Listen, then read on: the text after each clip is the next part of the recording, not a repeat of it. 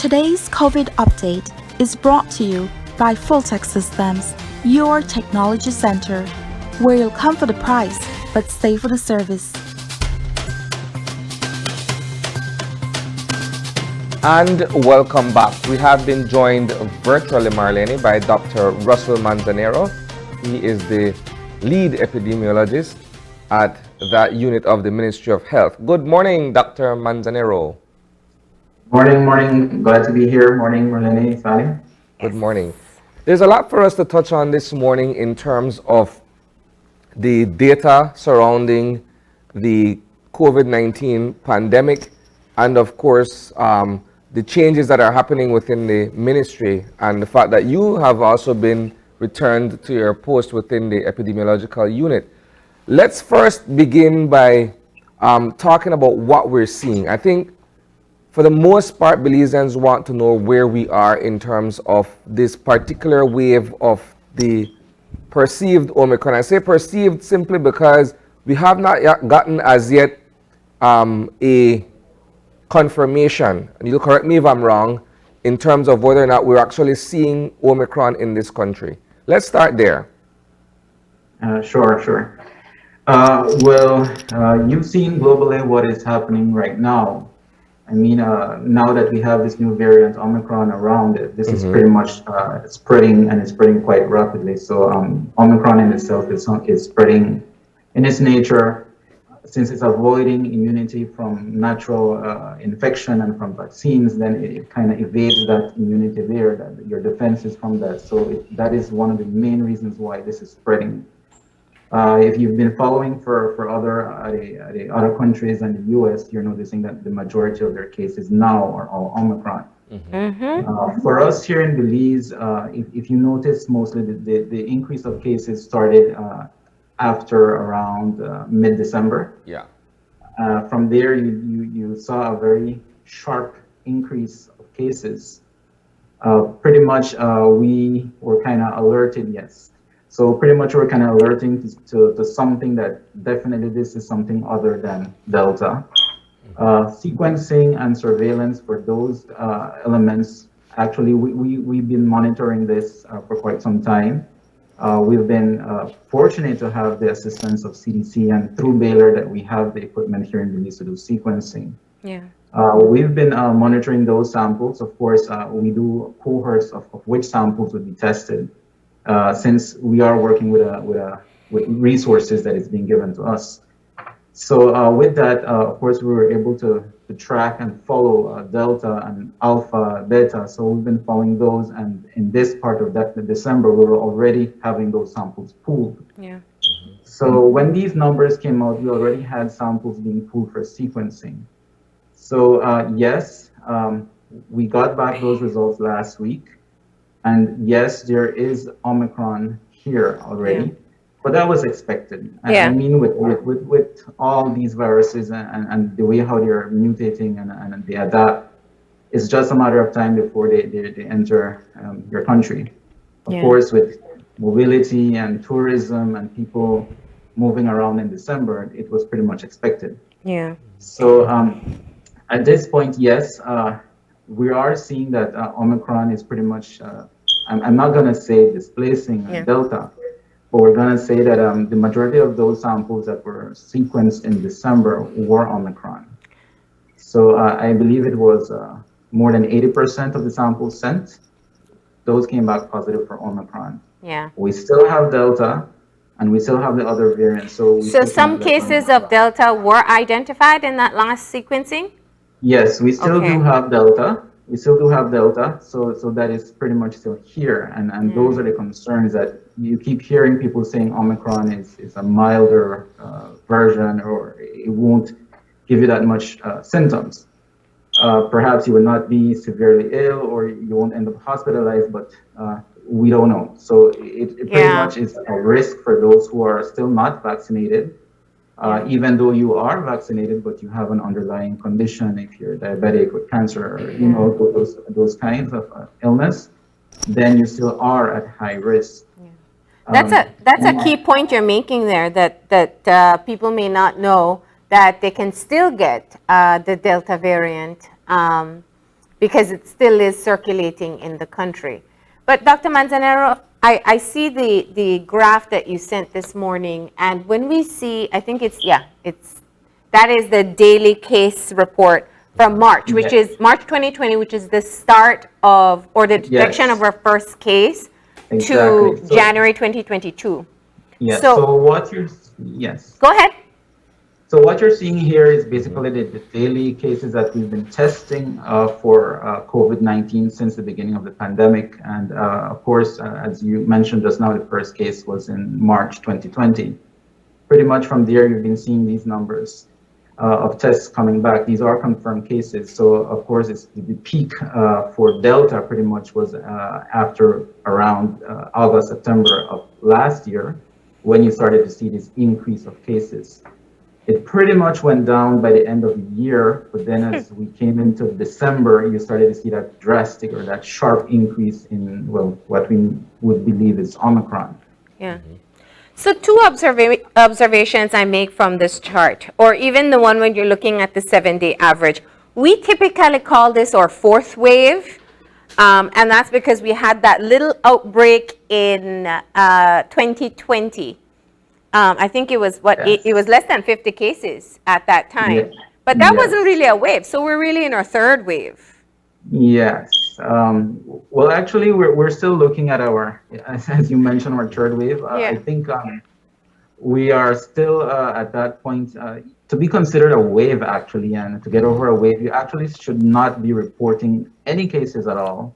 Okay. Either through surveillance and testing. So I guess the use of the term that you've been over a wave is not being looked at entirely. Okay. So if we haven't reported on the absence of cases, then is it fair to say that we've been in a sustained wave? Yes, because I don't know that we've ever gone to zero. Yeah, we've never gone over any of that. So it's a sustained, as you mentioned, but also we're seeing those increase.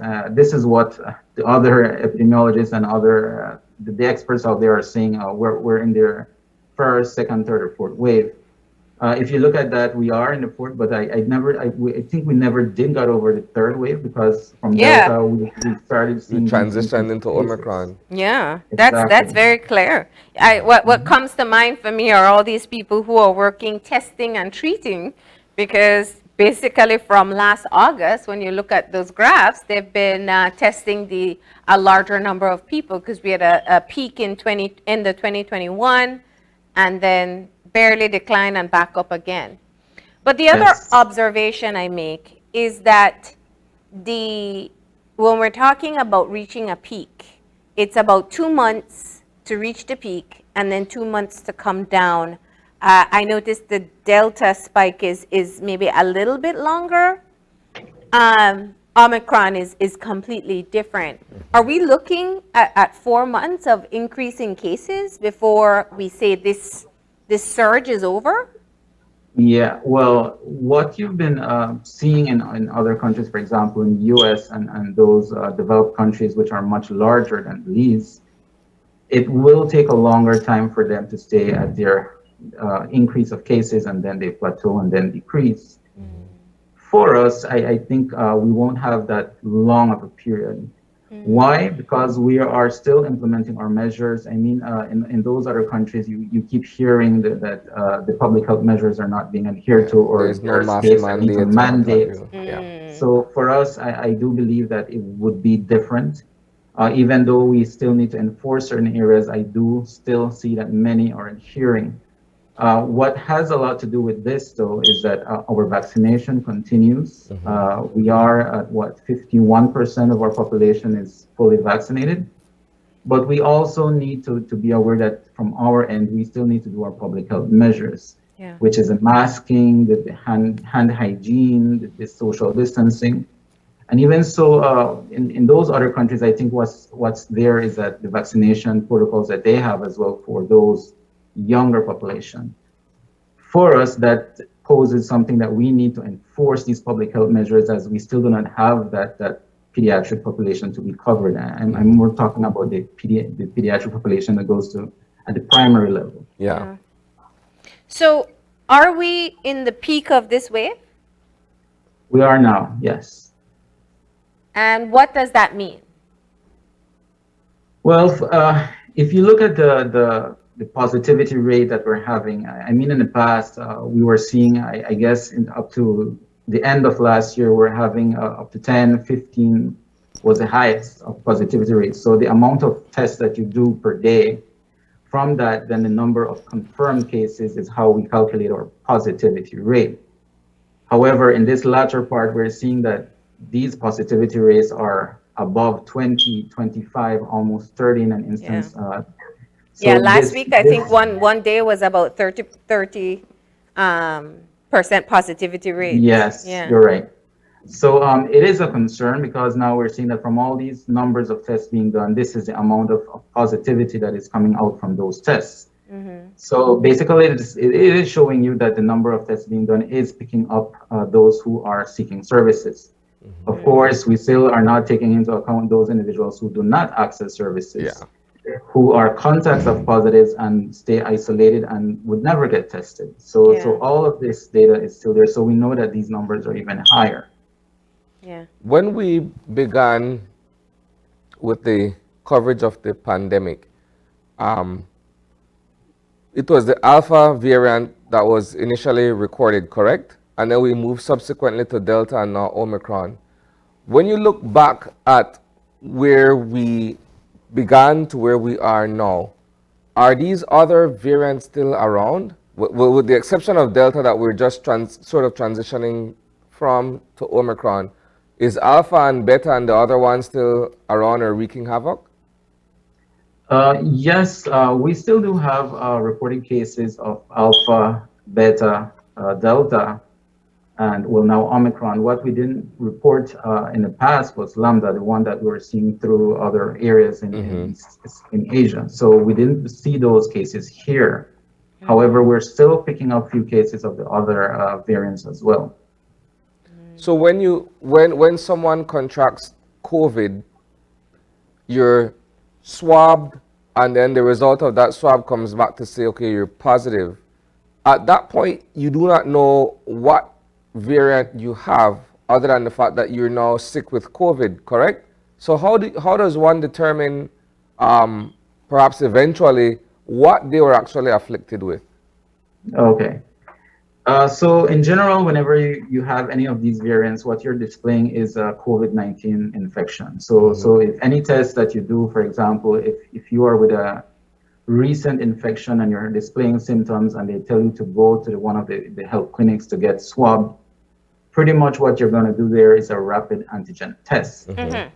That is going to pick up the antigen levels in your system. So it's pretty much, if it comes back positive, it is telling you that you have had, you are having a recent infection, and you're pretty much in an infectious state that you can transmit that infection to others.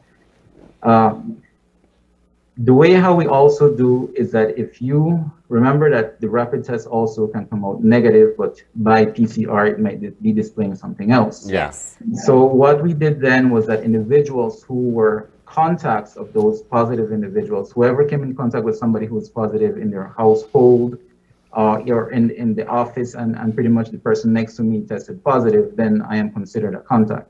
Yeah. It's not everybody in the entire building is a contact. It's just the person who is directly next to you, in front of you, behind you, that kind of scenario. Yeah. So when you do that and you go to these clinics, what they do is they still do the rapid tests, but they would also take a swab for PCR. Those PCR tests are not done there. Those get sent to CML, and there is where they would do the real-time PCR. So that one has to go through an amplification process, then you have to go through a series, so it takes a little bit longer, so 48 to 72 hours. What happens then is that pretty much if you are a contact of a positive, of a direct contact, then these are the individuals who are asked to be in isolation. So that's where we're at. Granted that protocols have been changing gradually, so we're still trying to understand how this virus is working, the infectious time it is. As you saw with Omicron, pretty much what the CDC has said in the US is that it's shorter time. However, to that, I do need to mention that we still need to be careful of how we're gonna do that, because we do have individuals who are older, who have an underlying cause of illness, and they pretty much take a longer time to get the virus out of their system. So that means that they can have a longer infectious period. Yeah. Not necessarily the 5 or 7 days. So we still need to be very cautious, and that's where we're asking that individuals who are like that still need to get a medical clearance from A their physician. negative test. Okay. That's Yes. what I find interesting, because I know that in the US they were talking about shortening the quarantine period, and then went back to asking for a negative test at least at that 5 or 10 day mark before you re-enter back and interact with other people. So if someone still tests positive, mildly symptomatic, but tests positive on a rapid test 10 days later, they still have to isolate. Yes, that was what they would recommend there. However, what we do understand of the virus, and this is what we've been trying to follow with other countries as well, is how long is that infectious period? Mm-hmm. Individuals who are without symptoms or who have been displaying mild symptoms, these are the individuals who would usually clear the virus out of their system even faster. So the given time is 10 to 14 days. Individuals who are with an underlying illness or some other comorbidity, then they're the ones who might be shedding the virus a little bit longer. And they're the ones who need to be monitored. Okay. So that's where the whole contact tracing, your physician comes in, so that you are aware that these individuals need to be followed. Yeah. So let's go back to another bit of information that you've compiled for this morning, and that's looking at the positivity rate from the start of the pandemic. I find it really interesting. Orange Walk is the district with the highest positivity rate. Do you want to expand on that a bit? Is it because less people get tested? How do we interpret these numbers? Okay. First of all, when we're looking at data, you really have to understand where it is coming from. Yeah. So you look at it at individual. For here, we look at it at the district levels. Yes. Each district has their own population size. So based on the number of tests that are coming out, you also want to look at the population size of the particular area that is being tested. So when you're talking about persons tested, for example, you mentioned Orange Walk. If you recall, when the pandemic started and we started getting those very high numbers, they were mostly from the northern region and in particular from Orange Walk. Yeah. It could have been many factors that led to it. We were still hearing border crossing. We were still hearing everybody was still moving around somewhat until enforcement started to play its role. Those, what we saw then was pretty much what contributed over time to those high numbers. The number of tests, the number of positive cases coming out from a very smaller population will take up your numbers. So that's pretty much what you're seeing here. If you also look at the data that is being presented there, you're also seeing that areas such as Stan Creek also are having a larger area versus what you see in Belize. When you hear Belize and you hear the Belize district, you're going to hear most of the cases and the very high numbers are from Belize. But when you go down and you look at it at a population size, you're seeing that those other areas are a concern, and these are where they need to actually heighten their surveillance, their testing, enforcing of isolation, the public health measures. So that is the reason why these numbers, when you look at it at a population size over time, tells you a different picture rather than just hearing these numbers daily, that most of it is from. So there was a point in time where we were being told, for instance, that there was a massive cluster on the south side of Belize City. Now, if you look at that in comparison to, for instance, a larger area such as Stan Creek District, how would you kind of put that into perspective for us to be able to understand the scale? In a smaller setting, what the concern is that transmissibility, or the way how it spreads, is faster because you're in confined areas. So in urban settings, that's the concern, because there are so many individuals together that you start having the spread of the virus. Areas which are more spread out, even though they're small, but they're a bit more spread out, they have a lesser risk of being infected. Now, in the smaller areas, mind you, it tends to go along with the virus itself. When we're talking about the reproductive rate, or how much the virus can infect other individuals, that also has a lot to do with it. Yeah.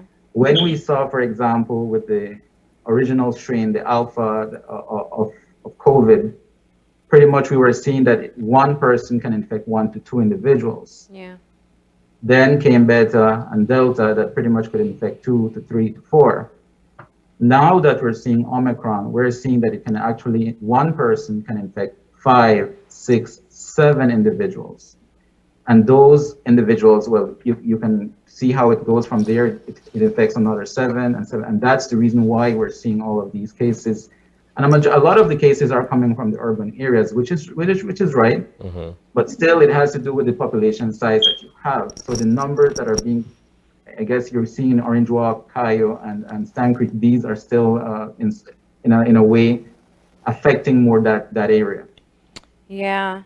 It's interesting though. I mean, so I hear your point. You're looking at it for the population size itself. And when we look at this accumulative, this total number of tests taken and total number of persons tested, you're talking over 200,000 persons have been tested in Belize district, That's right. versus almost 30,000 in Orange Walk. But it does, I mean, because we have spoken about the positivity rate so often, when you look at it from this point of view, it shows that the other districts have had a significant number of cases so far. It just doesn't seem that large because, well, Belize City has higher numbers. Yes, that's right. So with that, let's talk about the fatality rate. You also have data on that too, and I wanted some clarification because you have it broken down by districts, but the question is it that the persons who passed away are residents of Corozal, Orange Walk, and maybe died somewhere else, or did they die in the district itself? Okay. For data that is on death, for example, all deaths go through what we call a verification process at the unit. So it's pretty much gathering the information from somebody who dies, but we cross-check also data that is in the BHIS. Mm-hmm. We also get the death certificate that is released from the medical officer. What we're getting back, what we cross-check here is the residence, where they were residing. Okay. So we look at what is in the BHIS and what is also reported from a family member or the next of kin on their death certificate. Mm-hmm. And that is pretty much what is being reported. Mind you that the BHIS is something that needs to be constantly modified. You need to be, whenever somebody goes to access care, these are the questions. Are you still residing here? Is this your number? Because of these same instances that when we're reporting, we can get that adequate picture or true picture of where these things are coming from. Yeah. So with the death certificates, it goes through another process, though. It's a longer process that we need to verify with the death certificates of what is happening and what the physician has reported from their family members or the next of kin as well. And that is sometimes when you see that the death being reported, sometimes it's not covering on the day the person dies. You might be covering from past deaths that have happened in previous days or weeks, because it goes through a process of validation. So sometimes that confirmation is made based on the death certificate. Yes, that is right. Okay. Which can happen multiple days, sometimes even a week after. Yes. Yeah.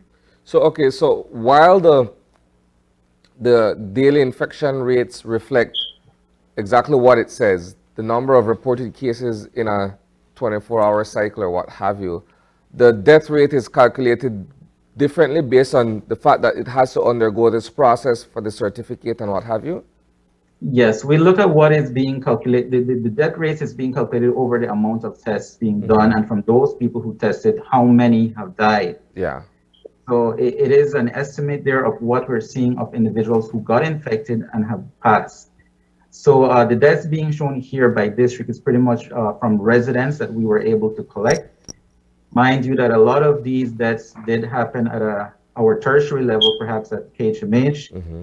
However, we're not reporting as KHMH death or Belize district. We need to go back to their residents, where they were coming from.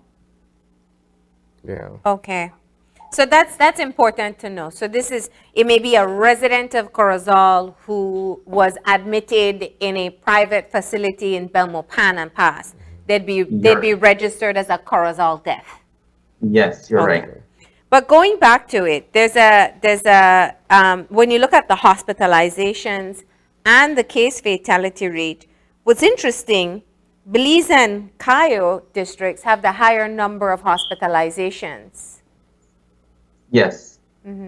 Um, when you're looking at these instances of hospitalizations, pretty much, as we are aware, whenever somebody is infected with COVID, you might just be, one, asymptomatic. If you're displaying mild symptoms, then the recommendation is that you would isolate, rest, make sure you hydrate and those things. The moment you need to be hospitalized is because now you're perhaps having some difficulty breathing. Or your oxygen saturation is going down, but you're having that difficulty to breathe, or you're very congested, and so you need to get care. And this is when those records are being captured for hospitalized cases. Anybody who goes into the system there that may need just an observation, they don't necessarily have to be under ventilation. You have those who are also being given high flow oxygen. So these are the instances of hospitalization. When you're looking at it per district, this is what is being shown, that at each district, all facilities has the capacity to have these individuals under observation. Again, we go back to areas that had very high numbers of hospitalizations, which did come out from the Orange Walk district, Cayo district, and of course, Belize district. I think the ones that had the lesser numbers was Toledo and Stan Creek, so those hospitalized cases. So that's pretty much what we're seeing here. Of course, the death is pretty much what you heard was that of those who got hospitalized, perhaps 1 to 2% of those deaths would be from those areas as well. All right. So what other, as you start to compile the data, we're approaching almost 2 years since the detection of the first case. What are some of the interesting insights that you have found so far? I think what we're still looking at are the individuals who are affected. I mean, COVID doesn't choose anyone. I mean, we're seeing that the male, females, you're both equally almost affected, perhaps with females at 51%. We still do see that the number of deaths are higher in males. We're seeing that the population that is being affected are the working group. And also, when you look at it closer, I think I sent another graph there, of those who are over 60. Yeah. So what you're seeing there are perhaps the individuals who are at home, but these same individuals who are working and then going back home, and then these are the ones who are being, infecting their elderly grandmother, mother, and that's that scenario. So we are seeing those instances. Go ahead. Then the numbers that you're seeing in pediatric cases, if you look at those under 1 all the way up to 19 late adolescents, you are seeing that this is a large number of individuals being affected as well. Yeah. In the coming days, in the coming weeks, I do believe these numbers will increase. So that's 20 to 40. The age group of 20 to 40 are the most it's the age group that tests positive the most. Yeah, up to 45, you're still going to see those numbers high. Yeah. So so they're going to work and they get it. Yeah. Well, that's what we've been seeing. When we look at, because we can also look at occupation, then those are the instances that we're seeing, okay, well, these individuals were perhaps infected elsewhere and they're taking it back home now. Do you have any graph or any stats that would show us where we are in terms of persons who have contracted COVID who are vaccinated versus those who are unvaccinated? Yes, we would have those. What we are seeing, I don't have it here, but what we are seeing are increased cases, of course, still in the unvaccinated. We are seeing numbers in vaccinated individuals, but this is where we're seeing that they're also with an underlying condition. Yeah. So even though we are seeing individuals who are fully vaccinated, but are seeking still healthcare, it's because perhaps there is an underlying condition there that has not been managed well, or even so because their immune system is already weak. And then and then with an added strain of the virus, then this is where the hospitalization comes in. So how would you compare the booster shot to that then? Yeah. Because then you have persons who are unvaccinated who will contract COVID. You have persons who are vaccinated who will contract COVID. And then you have persons who are vaccinated plus have taken a third booster. So how do you compare those three categories?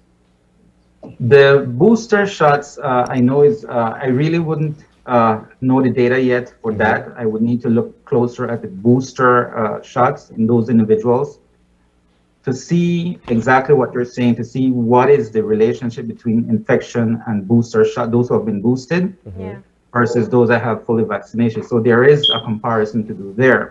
There is still a need to look at those numbers and to do analysis on that. What we have seen is that, well, I'm not saying here in Belize, but what we're seeing is that even though you're being boosted, it kind of kicks in the antibody response even more. So you are being protected from Omicron. Yeah. So it does give you a 70 to 80% higher immune response.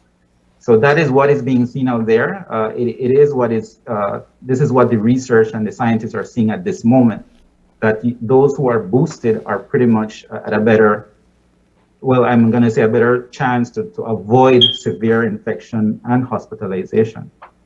Yeah.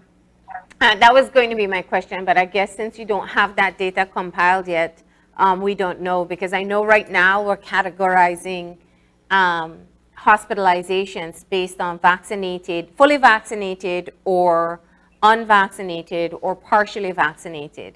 But what we don't have is hospitalization rates for boosted or unboosted person. Yeah.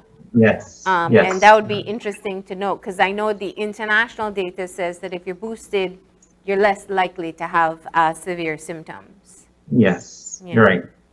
Okay, so that was one of the insights that you have looked at, that the working population are contracting the virus, and the other spike is in the over 65. So I know science does allow for some assumptions. The assumptions is this working age is taking it home to those over 65. Yeah, that is what we pretty much have been seeing. I mean, we go, like we mentioned, we go back to the BHS and see their occupation that they have. Yeah. Whenever they reach out, the contact tracers, they would ask them, if you're working, please stay at home. So all of that data is recorded. Yeah. So I mean, the contact tracing element is key here. I mean, what they do and how they give back the information, how they get in contact with other individuals, that is the key element of how we can get this isolation and testing going for other individuals. Yeah. So it is at that point that we're seeing. My other that I saw was the pediatric population that I had mentioned. Perhaps we're not seeing that many cases now, but in the coming days, I mean, with the resumption of classes, the movement of primary level students again, I mean, it's going to happen. Omicron in itself is very transmissible. It spreads quickly. So we need to be very cautious with our children. So if they're going to go back, just let's ensure that they're using their masks, social distancing, hand hygiene. So this is something that I know as a parent, you're sending your kids back, you pretty much are sending them in the hands of your teachers. So this is a huge responsibility for them as well. But I mean, as children, this is what we should have been doing at home. Yeah. Ensuring that your kids know how to use a mask, when to use a mask, how to do your hand hygiene, all of that. So these are elements that we're seeing. It might not be that much of an increase. I mean, it all depends on how we adhere to our public health measures. Yeah. I mean, we're going to have a little increase in the numbers. Yes, it's expected because we do not have that population vaccinated as yet. But if we do keep with our public health measures, we should not be seeing those increase in that particular population. And that seems to be, that's always the message that we keep saying, that you keep your distance, you wear your mask, you wash your hands. This is how you protect from COVID, and you get vaccinated and boosted. Yes. To reduce your chances. Of course. So yeah. So you're going back. I mean, the students are going back, but you also want to be surrounded by those individuals who we're thinking that they should be vaccinated. I mean, teachers and on all the educators around them are the ones who should also be vaccinated. So, Doc, you know, Omicron has definitely caused its own challenges. While we aren't seeing as many severe cases, there are hospitalizations taking place. But the concern is, how long is this going to last? How long are we going to see this surge continue? Yes, so definitely we are expecting that the numbers are going to go down. That's in every scenario. I mean, when you're talking about a virus, that is the nature of how it is. You're going to see these very high numbers, and then they're going to plateau, and then at some point you're going to decrease. Yeah. But along the way, it all depends on how we as our human behaviors, our public health measures are being done, if we're going to maintain it that way. So if The virus in we're itself- peaking, sorry, I just wanted to get some clarification. If we're peaking now, we're going to plateau.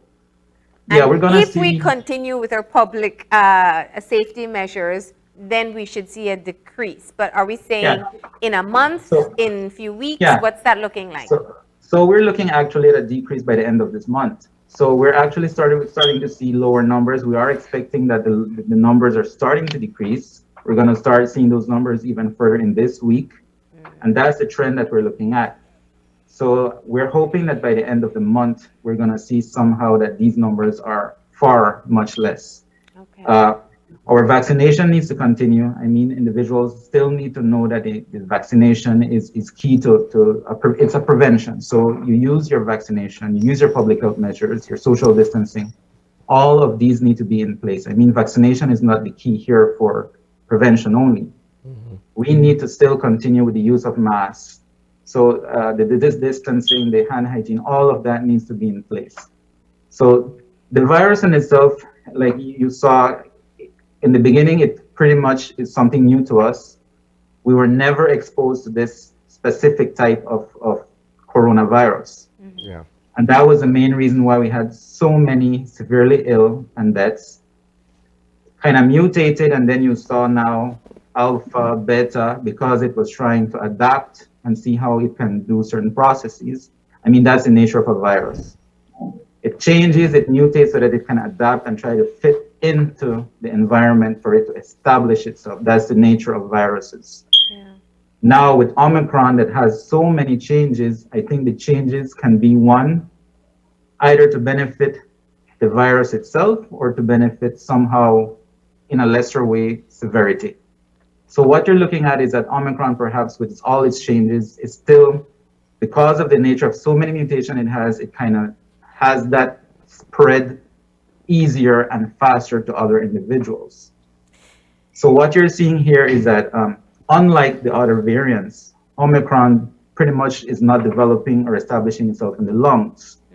It's pretty much an upper respiratory presentation, and pretty much Omicron is pretty much developing in the throat, in the nose, and that's the reason why we're seeing these kind of symptoms versus what we had in the past. Yeah. And this is perhaps the reason why we're seeing these milder cases as well. Now, the reason why viruses do that is perhaps to establish itself, as I mentioned. If you recall H1N1 and all the other ones that came and pretty much they stayed, pretty much this is something that we're trying to look at as well. Yeah. It might be here to stay. It is something that we're going to have to live with. But we're looking at perhaps that these are the variants that perhaps is going to be of a lesser severity, even though it's more transmissible. We might still need to do our annual shots for it, but it's pretty much like the flu. I mean, we still have the flu and the flu is still here. People still die from flu, and pretty much this is the way how coronaviruses will work as well. So we are hoping, or researchers are thinking that this might be one of the ways that this COVID-19 is going to roll out. We're not sure, but there might be other variants as well that are coming around the corner. So that is still a possibility. And there still is so little known about Omicron, the reinfection rate, long-term effects, because it was just detected last November. That's less than 2 months ago. Yes, you're right. Yeah. All right, Doc. So according to the data so far, we are just in the peak, which means the most active cases we'll have is right now, so we have to be extremely careful as we move around. Any other Yes. advice to our public? No, I think it's something that even though we're hearing it's a mild case, it doesn't mean that, okay, well, it's a mild case, it's like a flu, and I'm not getting that much of a sore throat other than, the coughing, the congestion, I can't breathe. That kind of thing it might not be there, but we are still having individuals who are at risk.